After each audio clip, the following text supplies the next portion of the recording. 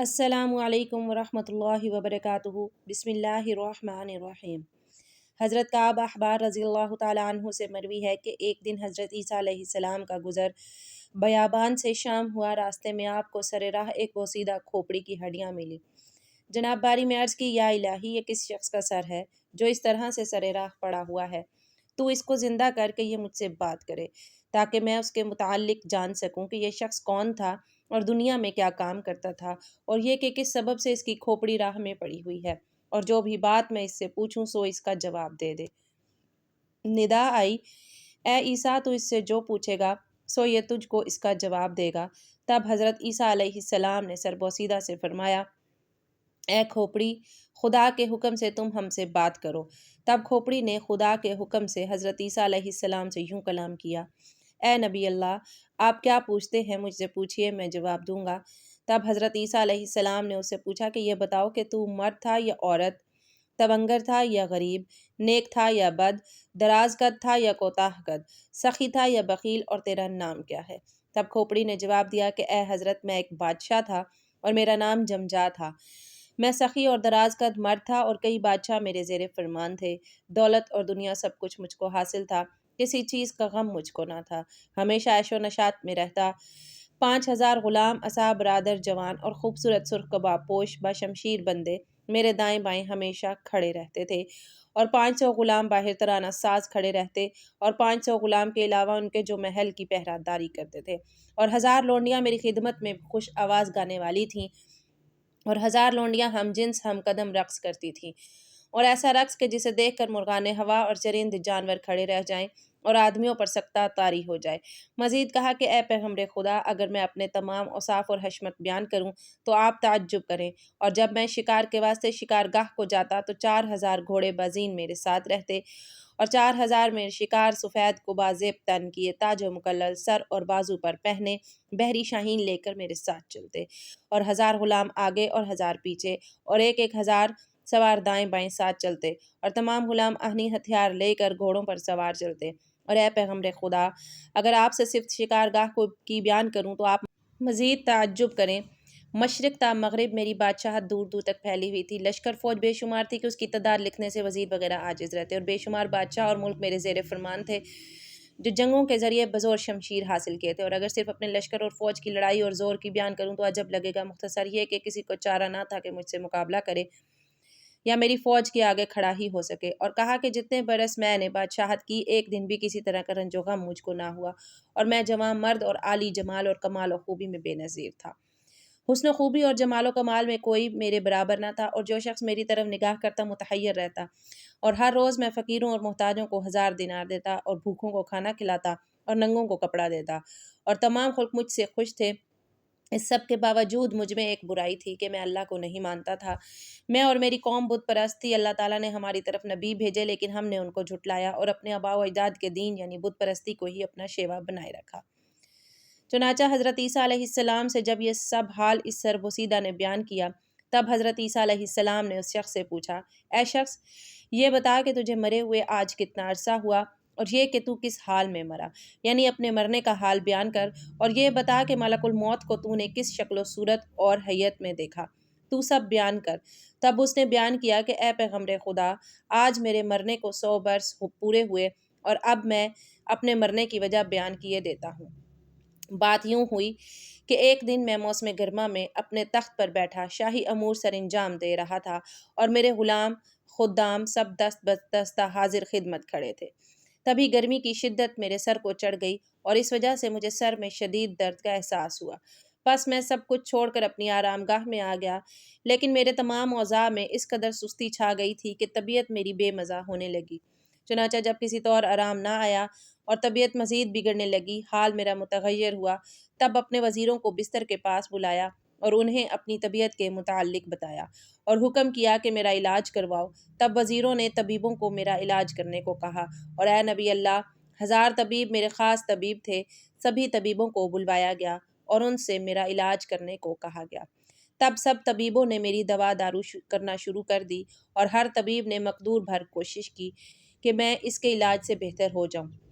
لیکن کسی بھی علاج سے مجھے کوئی فائدہ نہ پہنچا، نہ ہی کوئی دوا میری بیماری پر کارگر ٹھہری، اور اسی طرح 5 روز گزر گئے اور میری حالت مزید سے مزید بدتر ہوتی گئی، اور میرا حال یوں تھا کہ زبان بند اور سیاہ ہو گئی، کمزوری اور نقاہت سے تمام بدن کانپنے لگا، آنکھوں میں سیاہی بھر گئی اور روشنی اور نور آنکھوں کا جاتا رہا، کچھ سوچتا نہ تھا اور زیادہ وقت حالت بے ہوشی میں گزرتا، اور جب ہوش آتی تب ہی ہلنے جلنے اور دیکھنے سننے سے قاصر تھا۔ پھر اسی طرح ایک دن اسی حالت بے ہوشی میں نے ایک ہیبت ناک آواز سنی جو کہہ رہی تھی کہ جمجاہ کی روح قبض کر کے دوزخ میں ڈال دو۔ پھر بعد ایک لحظہ کہ میں نے ملک الموت کو دیکھا، حیت و شکل سہمناک، ایسی کہ سر ان کا آسمان پر اور پاؤں تخت السرا میں، میرے سامنے آ کر کھڑے ہوئے، اور کئی منہ ان کے تھے، میں نے دیکھا، اور مارے ڈر کے میں نے ان سے بہت فریادیں اور آہوزاری کی، لیکن انہوں نے نہ سنی۔ تب حضرت عیسیٰ علیہ السلام نے فرمایا، اے جمجا، کیا تم نے ملک الموت سے اتنے منہ ہونے کا سبب دریافت نہ کیا تھا؟ تب جمجا نے کہا، اے نبی اللہ، میں نے اس کا سبب پوچھا تھا۔ ملک الموت نے یوں بیان کیا کہ سامنے کے منہ سے کہ جو شکل نیک بزرگ کی ہے اس سے جان مومنوں کی قبض کرتا ہوں، کہ جب مومنوں کی جان قبض کرتا ہوں تو ان کے سامنے نیک بزرگ کے آتا ہوں اور میری شکل سے خوف نہ کھائیں، اور داہنی طرف کے منہ سے باشندگان عالم سماوات کی ارواح قبض کرتا ہوں، اور جو منہ پیچھے اور بائیں جانب ہیں کہ جن کی ہیبت اور صورت انتہائی خوف زدہ کر دینے والی ہے، ان سے کافروں اور مشرکوں کی جان قبض کرتا ہوں کہ ان کے لیے موت بھی ایک عذاب کی صورت اترتی ہے۔ تب حضرت عیسیٰ علیہ السلام نے فرمایا، اے جمجا، موت تجھ پر کیسے آئی اور اس طرح سے تیری جان قبض ہوئی، وہ بیان کر، اور یہ بھی کہ جان کرنے کی حالت میں تجھ پر کیا حال گزرا۔ تب اس نے کہا، اے نبی اللہ، میں نے اسرائیل کو دیکھا اس حالت میں کہ ان کے ساتھ کئی ہزار فرشتے تھے، اور ان میں کئی کے ہاتھوں میں آگ کے گرز، اور کسی کے ہاتھ میں آگ کی لاٹھی، اور کسی کے پاس آگ کی تلواریں، اور اس آگ کے شعلے لیے ہوئے تھے، اور سب سے پہلے وہ آگ کے شعلے میرے بدن میں ڈال دیے، اور مجھے یوں محسوس ہوا جیسے اس سے تیز تر تپش اور بھڑکنے والی آگ دوسری کوئی نہ ہوگی، اور اگر اس آگ کی ایک چنگاری زمین پر ڈال دی جائے تو ساری زمین اور تمام عالم اس کی تپش سے جل کر راکھ ہو جائے۔ بس وہ آگ میرے بدن میں ڈال کر رگ اور ریشے سے میری جان پکڑ کر کھینچنے لگے، اور جان کھینچنے کے ساتھ ساتھ آتشی لاٹھیوں اور گرزوں سے مجھے مارتے۔ میں نے ان سے فریاد کی کہ میری جان نہ نکالو، اور اس کے بدلے میں میرا ملک اور دولت، خزانہ، تمام جو کچھ میرے پاس ہے مجھ سے لے لو۔ بس یہ بات سن کر ان کے غیظ اور غضب میں اور بھی اضافہ ہوا، اور انہوں نے گرز اس طرح کھینچ کر مجھ پر مارے کہ بدن کے جوڑ تمام الگ ہو گئے، اور اس تکلیف کو میں بیان نہیں کر سکتا جو اس لمحے مجھ پر گزری، اور کہنے لگے، اے بدبخت شخص، تو نہیں جانتا کہ حق تعالیٰ بعوض گناہ کافروں کے مال نہیں لیتا؟ پھر میں نے کہا کہ مجھے چھوڑ دو، میں اپنے تمام اہل و عیال اور فرزند خدا کی راہ میں قربان کروں گا۔ تب انہوں نے کہا کہ اللہ رشوت نہیں لیتا، اور اے پیغمبر خدا، جان نکلنے کی جو تکلیف اور اذیت مجھ پر گزری، اگر 1000 شمشیر مجھ پر ماری جاتی تو اس تکلیف کے مقابلے میں کچھ نہ تھا۔ الغرض اسی طرح فرشتوں نے میری جان قبض کی اور لے کر چلے گئے۔ بعد اس کے میرے اہل و عیال اور لوگوں نے مجھ کو کفن وغیرہ پہنایا اور قبرستان میں لے گئے۔ وہاں مجھے بھی باقی مردوں کی طرح ایک قبر میں ڈال کر اوپر مٹی پھینک کر دفنا کر چلے آئے۔ مجھے لگا کہ شاید اب عذاب میرے تمام ہوئے، یعنی کہ اب عذاب میرے ختم ہوئے، لیکن مجھے معلوم نہ تھا کہ اصل معاملہ تو اب شروع ہونے والا ہے۔ چنانچہ اس قبر کے گڑھے میں میری جان واپس لوٹائی گئی، اور پھر منکر نکیر موکلان فرشتے جو دنیا میں میرے ساتھ رہتے تھے میرے پاس آئے، اور مجھے اٹھ کر بیٹھنے کا حکم دیا، اور اے نبی اللہ،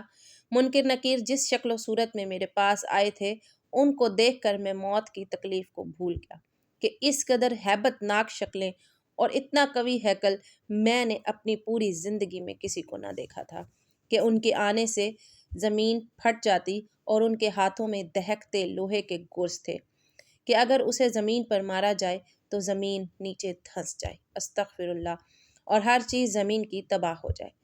بس یہ سب دیکھ کر میرے ہوش و حواس جاتے رہے، چنانچہ ان کے حکم کے ساتھ ہی مارے خوف کے میں اٹھ کر بیٹھ گیا۔ پھر وہ مجھ سے کہنے لگے کہ جو کام نیک اور بد، برائی اور بھلائی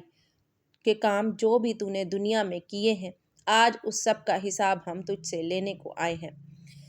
بس اس کی بات سنتے ہی، ان فرشتوں کی بات سنتے ہی میں نے جو جو کام اپنی زندگی میں کیے تھے سب یاد آنے لگے، اور وہ باتیں اور کام بھی یاد آنے لگے کہ جنہیں میں اپنی زندگی میں بھول چکا تھا۔ اس وقت اپنے لیے سب کام اور سارے کردار یاد آنے لگے، اور میں حسرت یا مصیبت اور ندامت کا وویلا کرنے لگا۔ چنانچہ انہوں نے گرجدار آواز میں مجھ سے پوچھا، من ربو کا، تیرا رب کون ہے؟ اور ان کی آواز میں ایسی گرج تھی کہ اگر سینہ زمین پر کھڑے ہو کر آواز کرے تو اس گرج سے زمین و آسمان پھٹ جائے اور انسانوں جانداروں کے کلیجے پھٹ جائیں۔ مارے خوف کے میں نے اپنے بتوں کا نام لیا کہ جن کی میں اپنی زندگی میں پرستش پوجا کیا کرتا تھا۔ تب انہوں نے ایک گرز کھینچ کر مارا کہ میں زمین کی تہوں میں دھنس گیا، اور اس کی ہیبت اور دھمک سے تحت الثری تک ہل گئے، اور میں آہو پکار کرنے لگا۔ تب انہوں نے کہا، پکار اپنے بتوں کو، فریاد کر ان بتوں سے جن کی تو سوائے اللہ کے عبادت کیا کرتا تھا کہ آج تو کوئی اس عذاب سے تجھے نجات دلائے۔ پھر مجھ سے پوچھا کہ ماں دینو کا، تیرا دین کیا ہے؟ یہ سن کر عقل و ہوش میرے باختہ ہوئے اور زبان میری بند ہو گئی۔ تب پھر انہوں نے مجھے آہنی گرزوں سے اور منکر نکیر مجھ سے کہنے لگے، اے دروغ گو، بتا تیرا رب کون ہے؟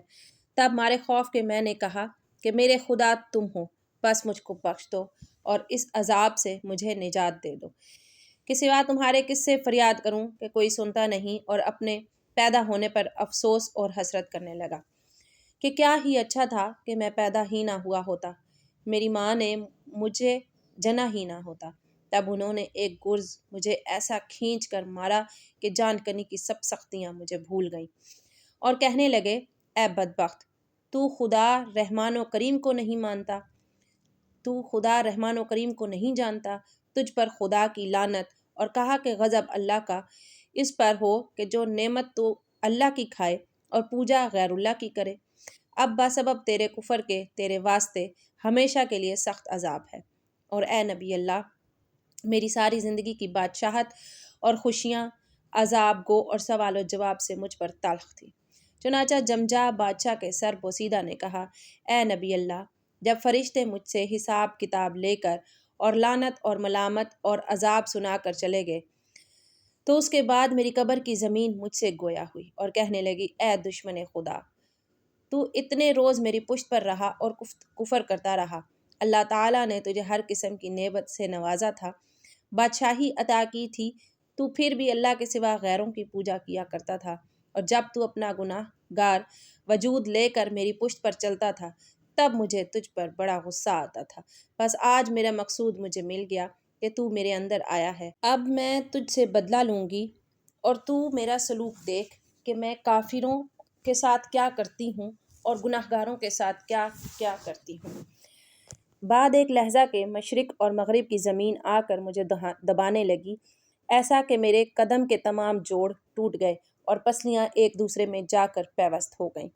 کوئی راہ فرار کی میرے پاس نہ تھی اور نہ ہی کوئی رفیق میرا تھا کہ جس سے میں مدد مانگتا، اور میں اپنے پیدا ہونے پر افسوس کرنے کے سوا کچھ بھی نہ کر سکتا تھا۔ اس کے بعد دو فرشتے میرے پاس آئے، سیاہ پوش، خشمناک، ایسا کہ کسی کو میں نے نہ دیکھا تھا۔ مجھے یہاں سے پکڑ کر عرش کے نزدیک لے گئے۔ عرش کے کنارے سے ایک آواز غضب والی آئی کہ اس شقی القلب کو دوزخ میں ڈال دو، اور وہیں ایک شخص کو دیکھا جو خشمناک نگاہوں سے مجھ کو دیکھ رہا تھا، اور زمانہ آتش اس کے پاس استادہ، اور سلاسل اور منجیق اور توق اور زنجیر آتشیں اس کے پاس رکھی تھیں، اور وہ داروغہ دوزخ تھا اور اس کا نام مالک تھا۔ چنانچہ حکم ملتے ہی اس نے اس کو ایک جھڑکی دی، ایسی کہ میرے تمام بدن میں لرزہ پیدا ہو گیا اور مارے خوف کے میں کانپنے لگا۔ تب دوبارہ وہ اپنی ہیبت ناک آواز میں غضب کے ساتھ بولا کہ اس بدبخت کو لوہے کی آتشی زنجیر کے ساتھ باندھ کر آتشی کوڑوں سے مارتے ہوئے دوزخ کی طرف لے چلو۔ چنانچہ مجھے پیشانی کے بالوں سے پکڑے، آتشی زنجیروں میں جکڑے کوڑوں سے مارتے ہوئے لے کر چلے۔ پھر مجھے 70 گز نیچے گہرے غبار میں قید رکھا، پھر میرے بدن کی تمام کھال نکال کر 70 گز اور نیچے سانپ اور بچھوؤں میں رکھا، اور ان کا ایک ایک ڈنگ مجھے 70 گز نیچے تک دھنسا دیتا، وہ تکلیف اتنی شدید تھی کہ باوجود موت کی تکلیف کو جینے کے میں خواہش کرنے لگا کہ مجھے موت ہی آ جائے، اور موت کو پکارنے لگا۔ تب آواز آئی کہ اب پکار موت کو، لیکن اب موت نہ آئے گی، اب ہمیشہ کے لیے اس عذاب کا مزہ چکھ۔ بائیوز اپنے کفر اور گناہوں کے، اور وہ زنجیر ایسی تھی کہ اگر اس کا ایک حلقہ زمین پر پڑ جائے تو تمام مخلوقات زمین کی فنا ہو جائیں۔ تب حضرت عیسیٰ علیہ السلام نے فرمایا، اے جمجا، آتش دوزخ کیسی ہے؟ اس کے بارے میں تو کچھ بیان کر۔ اس نے کہا، اے پیغمبر خدا، دوزخ کے 7 درجے ہیں: ہادیہ، سعید، سقر، جہنم، کتی اور حطمہ، اور یہ سب سے نیچے کا درجہ ہے۔ اے پیغمبر خدا، اگر آپ اہل دوزخ کو دیکھتے تو ان کے حال پر افسوس کرتے اور کہتے کہ ان پر خدا کا غضب ہے۔ ان کے نیچے، اوپر، دائیں بائیں، آگے پیچھے آگ دہکتی ہے، اور اس آگ کے اندر بھوکے پیاسے لوگ چل رہے ہیں۔ وہاں کھانا پینا اور سایہ وغیرہ کچھ نہیں ہے سوائے غم کے۔ خوشی اور راحت نہیں، اور منہ ان کا سیاہ مانند کوئلے کے ہے، اور ہمیشہ گریہوزاری اور آہوکار میں مصروف، اور توبہ وہاں قبول نہیں ہوتی، نہ ان کی آہوزاری سنی جاتی ہے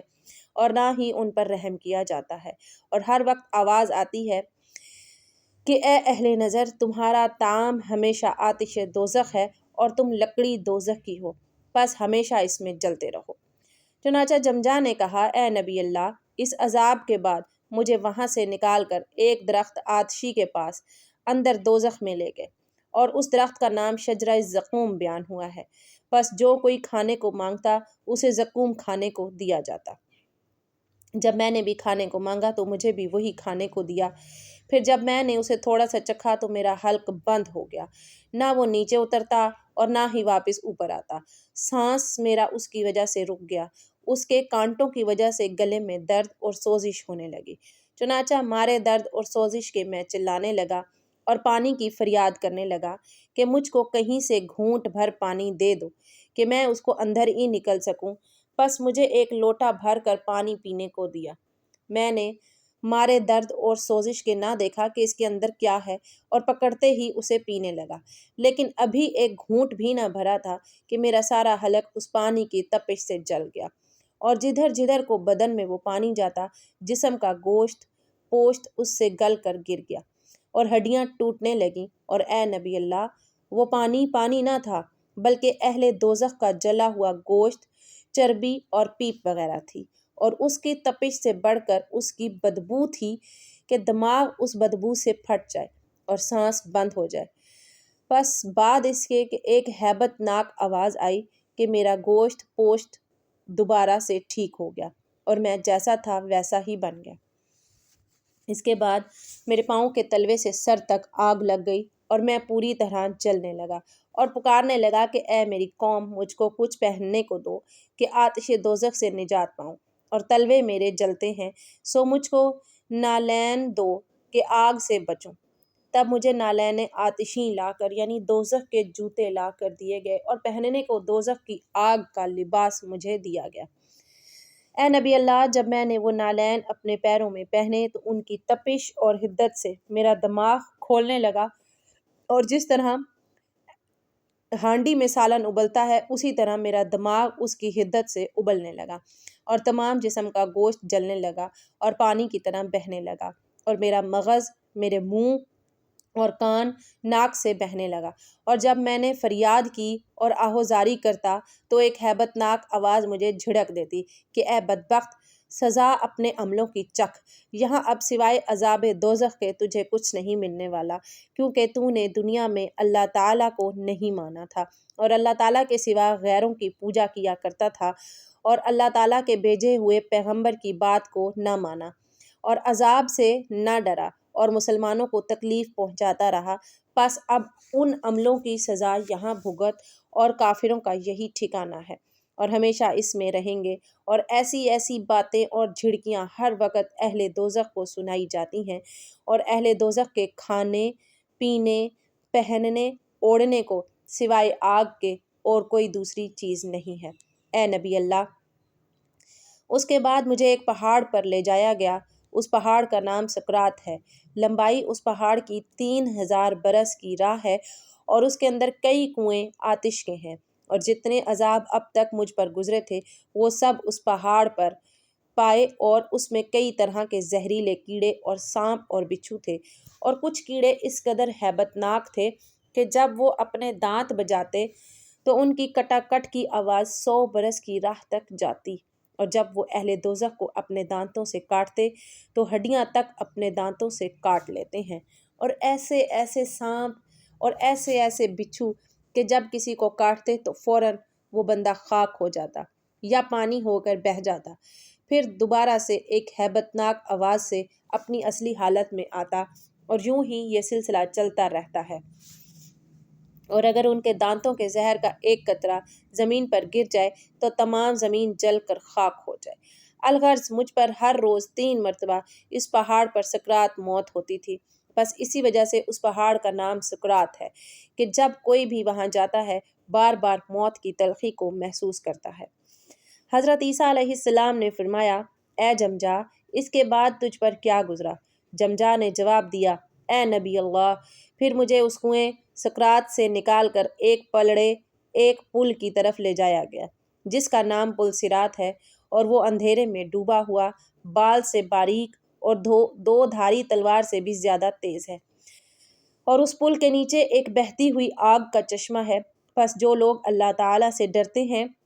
اور یوم آخرت پر ایمان رکھتے ہیں اور گناہوں سے بچتے ہیں، ان کے پاس ان کے اعمال کا نور ہوتا ہے جس کی روشنی میں وہ اس پل کو بآسانی پار کر لیتے ہیں۔ چنانچہ جب مجھے اس پل پر لے جایا گیا تو میں مارے خوف کے کانپنے لگا اور میری ہمت نہ پڑی کہ اس پر قدم رکھوں۔ پھر مجھے پیچھے سے داروغہ دوزخ نے جھڑکی دی اور آگے بڑھنے کا حکم دیا،